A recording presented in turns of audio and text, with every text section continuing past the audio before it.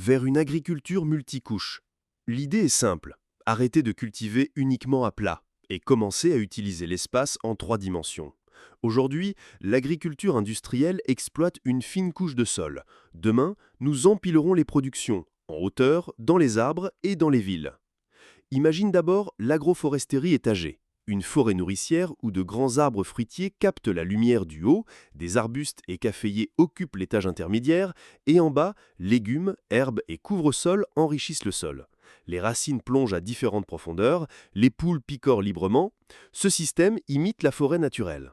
Il produit plus fruits, noix, bois, fourrage, tout en stockant du carbone et en protégeant contre la sécheresse.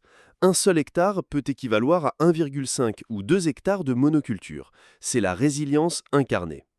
Puis vient l'agriculture verticale. Dans les villes, des tours de verre illuminés de lumière rose poussent des laitues, herbes et fraises sur 10 à 20 étages. 95% d'eau économisée, production toute l'année, zéro pesticides, à quelques mètres des consommateurs. Des fermes dans les immeubles qui nourrissent directement les citadins. Enfin, la culture dans les branches. Des arbres anciens transformés en jardins suspendus. Tillandsia, broméliacées, orchidées et fraises retombantes pendent des branches comme une forêt magique. Une production légère, belle et pédagogique. Parfaite pour les jardins, balcons et permaculture urbaine. Ces 3 systèmes ne sont pas concurrents, ils se complètent. Campagne, agroforesterie régénérative.